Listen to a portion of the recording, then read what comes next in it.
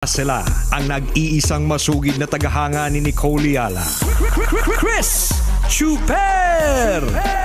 Kasama ang nag-iisang die-hard fan ni Chris Chuper, Nicole Yala! Mula sa Mahiwagang Burnay, ang kwento.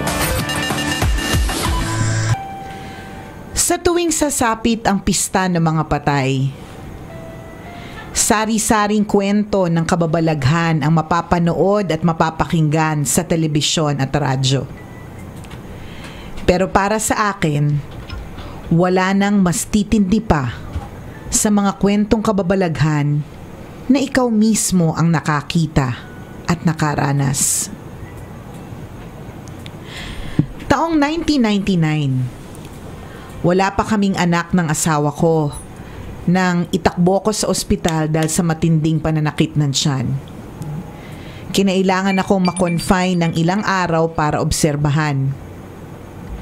Nalaman ng mga doktor na meron akong matinding impeksyon dahil sa UTI. Wala nang bakanting private rooms nang dalhin ako sa ospital.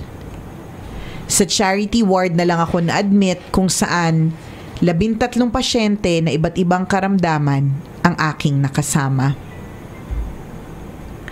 Sa kaliwa ko makikita ang isang matabang babae na nagtangkaraw magpakamatay pero naagapan naman.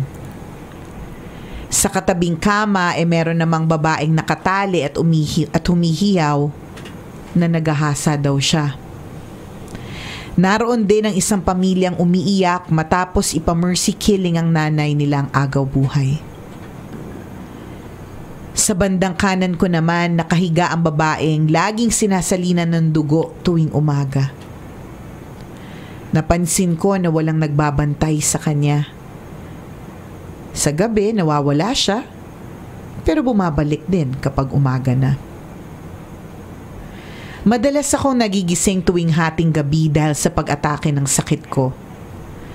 May mga oras na okay naman ako at nakikipagkwentuhan pa, pero madalas nakatalukbong lang ako ng kumot dahil sa sobrang ginaw dulot ng impeksyon. Isang umaga dumalaw sa akin ng manliligaw ng katrabaho ko na si Bugoy. Sa pagkakaalam namin, may pagkasintu-sintu si Bugoy pero mabait naman. Ang kwento niya sa amin, sakristan daw siya sa isang simbahan. Natuwa na naman sa pagbibisita niya lalo na nang maibigay siya sa akin. Ate Maureen, dinalan kita ng rosaryo at saka nobina. Bigay ko na sa'yo yan ha. Ipapasama ko sa dasal sa simbahan tuwing Miyerkules ang paggaling mo. Ang sabi ni Bugoy bago siya umalis. Labis akong natuwa sa iniregalo sa akin ni Bugoy. Pero ang asawa ko, tutol siya dito. Sa paniniwala niya kasi, patay lang daw ang iniiwanan ng rosaryo. Magkagayon man, itinago ko pa rin ang bigay ng kaibigan ko. Sa sumunod na araw, inumpisahan kong basahin ang unang pahina ng novena, ngunit nakatulog ako. Maya-maya, nakita ko na lamang ang aking sarili na tumatalon mula sa mataas na gusali ng ospital kasabay ng isang puting kabaong. Nakaranas na pala ako ng matinding panaginip. Simula noon ay nagsunod-sunod na ang aking masasamang panaginip. Isang beses na naginip ako naglalakad ako sa pasilyo ng ospital. Pagkatapos ay may biglang humatak sa akin papunta sa isang napakadilim na kawalan. Sa tuwing magigising ay pinipilit kong tapusin ang novena, pero hindi pa ako masyado nakakausad, makakatulog na naman ako. Minsan, parang hindi ko na alam kung ano ang totoo sa panaginip.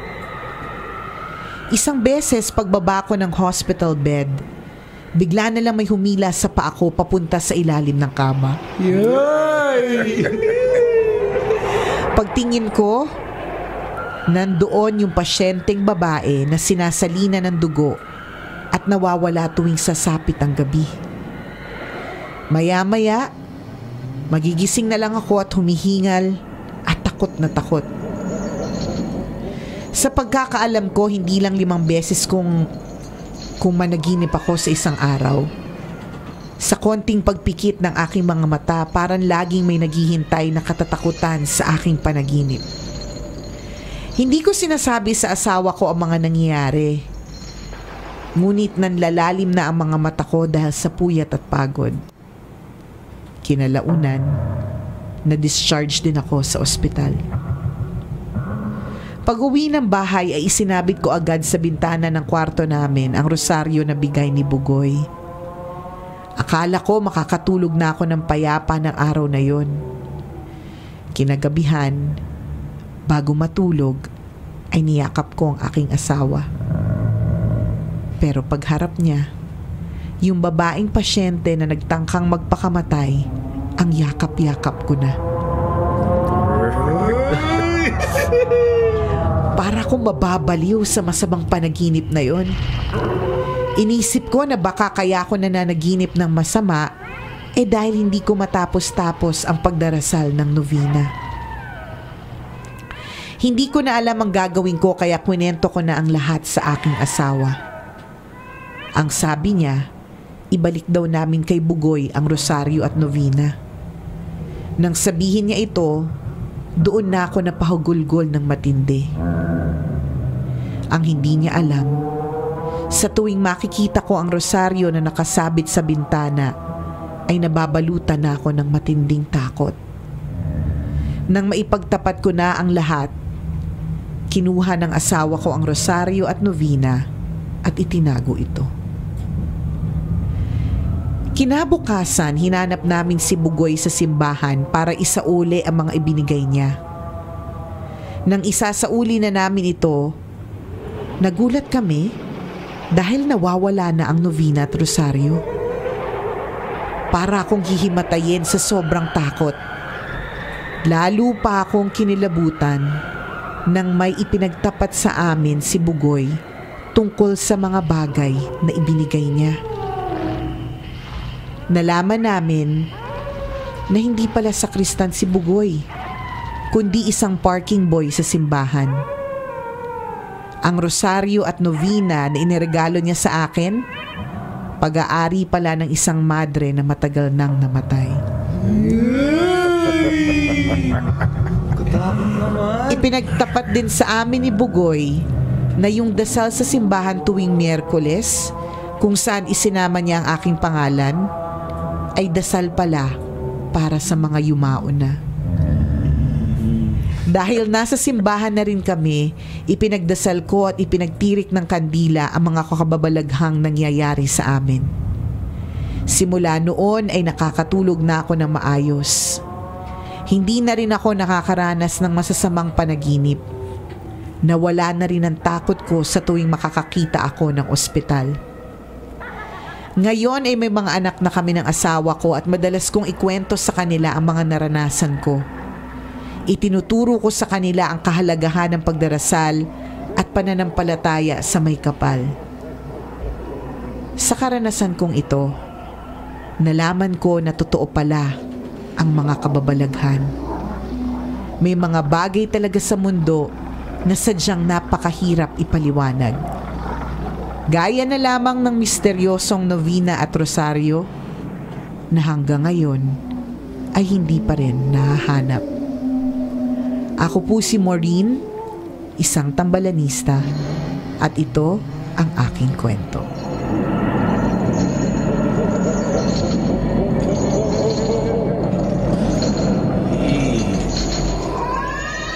Totoo nga. In denial pa rin. Kerry, ayoko ng Oo. tambalanista at ito ang aking kwento. Ibig sabihin, legit Ibig sabihin, Totoo. nangyari talaga. Hala, nasa na ngayon yun? Baka mamaya may magbenta din sa atin. O kaya bigyan tayo ng Rosario. Paano kaya mamaya, Nicole, no, pagbukas mo ng bag mo, Oo, nandoon. Lalagay ko sa bag mo, tangin.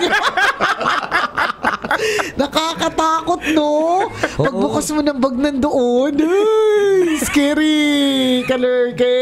Meron nga, naalala ko lang, binigyan ako dati nung tropa ko. Kilala mo tong tropa ko na to. Basta, kasi alam niya na mahilig ako sa mga horror stories. Okay. Binigyan niya ako nung Bagwa. Hindi. Hindi, dati may binanoy yung nagbigay sa'yo ng bagwa, di ba? Binatot ko talaga yung bagwa. Binatot talaga yung bagwa. Kausuhan yun ng pelikula ng Feng Shui. Takot na takot pa ako nung di ako umuwi ng bahay namin kasi sa harap sa pinto namin may bagwa. Dito ako natutulog sa stasyon. Parang tanga si Chuper. Nakakalurke. Ganun ako naparinig nun. Pero ito, yung horror, tama. Scary stories na compiled siya sa sa isang booklet. Binigay niya sa'yo. Binigay niya sa akin. Sabi niya, kuya, basahin mo to ba talagang matatakot ka. Mga Pilipino, Pinoy Tagalog, horror. Nung binabasa ko pa lamang yung first part ng story, hindi ko nakayanan talaga. Ganun? Oo, sa sobrang takot ko. So, ang ginawa ko, alam ko, tinapon ko na siya. Tinapon ko na yung booklet na yun kasi sobrang takot, sabi ko hindi ko kayang basahin. Oo. Tapos itong kaibigan ko namatay na eh. Kilala mo to? Wala ko kilala. Nag-deny. So sobrang takot din na yung kaibigan. Nakakasama natin to sa concert. Ganun. Okay. Namatay na. Siya nagbigay. Okay. Tapos one time nung naglilinis ako ng bahay, pagbulatlat ko ng drawer ko, nandun yung booklet. Sabi ko, alam ko tinapon ko na to. As in like natandaan mong tinapon mo sa basurahan, nakalagay biodegradable yung basurahan. Ibig sabihin talagang tinapon mo, ganun. Alam ko nilagay ko yung sa plastic, tapos binuhol ko pa yung supot. Tapos tinapon ko kasi sabi ko hindi ko siya kayang basahin. Saka parang evil siya. It shouldn't stay in your place. Nung pagbukas ko ng drawer, talagang kinilabutan ako. Sabi ko, napamura nga ako. Sabi ko, alam ko tinapon ko na to Alam ko isa lang naman yung binigay sa akin Pero bakit Patay tayo dyan. Yung mga ganun, yung mga so nasa na yung libro? Tinapon ko na ulit. Mamaya pagpapagawa. Pagkapag-uwi mo. Ang iniisip ko naman, baka nga dalawa yung binigay sa akin. Or baka hindi na ako matakot. Baka dalawang volume 1 or volume 2. Convince natin ang sarili natin na walang kababalagan na nangyari doon. Dalawa yung binigay, partner. Huwag ka matakot. Sige, dalawa. Sige, dalawa yun. Actually, tatlo yan. Ang dami pala. Lahat ng drawer ko meron. Nakakatakot. Nakakatakot. Tapos tinapon mo na siya ulit. Tinapon ko na ulit. Medyo cute. Pag may nakita pa ako sa pangatlong beses, yun talaga confirm na talaga. May pa-something si Kuya. Oh my gosh, gracious. Yun pero baka naman, partner, naglinis yung nanay mo, tapos naisip niya, bago pa to, sayang. Di ba ganun yung mga nanay? Binalik, ganun. Posible din. Pero basta pag pangatlong beses na bumalik siya sa'yo, na alam mong tinapon mo. Ayun, napupunta talaga ako sa sementeryo. Ipagdadarasal ko siya. At yun naman din dapat. Kung halimbawa may mga pagpaparamdam daw, ano yan di ba sabi nga, kung hindi ka nagpaparamdam sa kanila, sila magpaparamdam sa inyo. Ayun naman natin ganun lang yun, di ba? So, they are just reminding us to pray for them. Ganun, di ba? And in the case of Maureen, itong nagtambalanisan na nag-share, napaka-creepy, no? Sobrang nababalot ng kababalagan yung nangyari. Imagine mo yun, halos gabi-gabi, oras-oras iba yung panaginip. Yung parang ayaw mo na matulog kasi pag natulog ka, mapupunta ka sa isang place na alam mo, that's very creepy. Nakakatakot. Yun pa naman ang pinakamahirap na panaginip, yung parang kinakain ka ng kadiliman. Oo, correct. Yung inihila ka. Oo, dinadala ka sa dilim. Na parang wala ka nang nakikita. Totoo yan. Nakaka-stress. Hahabulin hininga mo talaga. Ganun. Yung hingal na hingal ka pag gising mo, into the further, yes, insidious. Correct. Or, pwede din naman na dahil sa sobrang tindi ng lagnat niya. Diba? Posible din. Pwede din naman. May hallucination. Drugs. Ano tawag doon? Yung tawag mo doon, drugs. Hindi kasi mga pinainom. Totoo. Sa hospital siya. Okay. Bakit ibang drugs yung naisip? Oo nga naman, drugs din talaga tawag doon. Oo nga naman. Dahil sa mga pinapainom, sa dami ng Totoo yun. Nakaka-chills kasi ang UTI. Grabe talaga yung UTI. Ibang level yun. Grabe, no? Yung bawat eksena ng kwento niya, walang tapon Nakakatakot lahat. Kung pelikula siya, pagkatapos ng pelikula, sigurado masakit yung lalamunan mo kasi sigaw. Saka ang nagkakatakot, sinundan siya maging sa bahay. Yun eh. Kasi pwede kasing ospital lang, parang nandun lang yung spirit or whatever, or entity. Hindi, hanggang pag-uwi. Tapos niyakap mo yung asawa mo. Tapos pagtingin mo, iba. Oh my God, nakaka-stress. Yun yung yung nakaka-lurky eh. Yung nasa harapan mo. Yung pagdilat mo. Oo, tapos meron sa mukha mo. Yung may mga gumigising sa'yo. Oo, Tapos yung pagdilat gano'n. ng mukha mo. Tapos nandyan sa mukha. Oh my God, grabe, di ko kaya. Grabe. Hindi mo na talaga ako makikipag-usap sa mga bata malapit sa may yung mga nangangatok sa'yo tapos bigla kang bibigyan ng pa-something. Bakit? Kasi baka mamaya may history. May sumpa pala yung kung ano man. Yun yung sabi ni Nick, mag-ingat sa mga segunda mano. Kasi o sa mga mamaya, bagay na, yun. Basta yung segunda mano. Baka mamaya, hindi mo alam siya ng mga taong hindi diba? mo alam yung mga hindi pa nakakross sa dimension nila. Katakot naman. Matatapos din ang Halloween, magpapasko na po. Matatapos din po itong happy stories na naman. itong mga pagtatakot natin sa sarili natin, mga kabisyo. And as always, whenever we share with you or yung mga tambalanisa namin na nag-share ng kani-kanilang mga horror na kwento, as always, we say, prayer is your best armor. Tama. So keep on praying, mga kabisyo. Panlaban sa takot yan at panlaban sa mga masasamang elemento. Anong scary movie ngayon? Marami. Ewan ko kung tapos na yung sa Sinesindak. Dami kong napanood eh. Yung sa Fisher Mall ata. Marami rin sa Fisher Mall. Maganda rin. Try nyo pong pumunta dyan. Yan. Halos lahat ng mga movie houses ganyan eh. Tsaka nakakainis. Di ba minsan pampatulog natin sa gabi yung TV? Tapos syempre, puro horror. Yung gigising ka na madaling araw tapos nakakatakot. Ilang beses na nangyari sa akin yun. Nakakaloka talaga, promise. Yung tapos ingihi ka na, yung mo tumayo. Ayaw mo. Di bali na magka-UTI. Hindi na kaisa, sobrang takot. Prayer is your best armor. Yan lang po yan, paulit-ulit. Maraming salamat po sa lahat ng mga kabisya natin na nakatutok. Pwede kayo mag-email ng inyong mga kwento. Send your stories at mahiwagangburnaystory@gmail.com. Malay mo, kwento mo na ating pag-uusapan sa mga susunod na araw. Corrected by. Huwag mong kalilimutan, kabisyo. Ay, batiin ko lang to. Nagse-celebrate ng kanyang birthday. Ayan, si Alicia Velasco. Happy 6th birthday ngayong araw na to. Happy birthday! Enjoy your special day. Halloween talaga, no? Pet Cemetery daw maganda. Tsaka kay kay Ralph Christian Biboso bukas yung birthday. November 1 naman. Hello! Diba? Happy birthday po! Yan. Sa lahat ng mga nakatutok sa atin via our Love Radio Manila Facebook fan page. Good morning po. Good evening. Magandang madaling araw po sa inyo lahat. Maraming salamat sa pagtutok. Antabayanan nyo po yung aming Halloween special. Yan. Yes. Ipopost namin yan maya-maya lamang. Please do like and share po. Okay. Ingat po kayo mga kabisyo sa long weekend. Hindi makakatulong yung init ng ulo kapag nasa biyahe kayo. Ingat mga mata-traffic. Ingat po sa biyahe at huwag kalilimutan to stay safe. Okay? Muli ako po si Nicole Yala. At ako naman si Cambio King Chris Chuper. Na nagpapaalala, walang matatag na relasyon sa malanding may determinasyon. Yun! Ang programang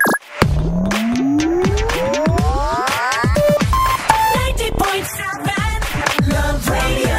Love lang. Always your number one SM radio station.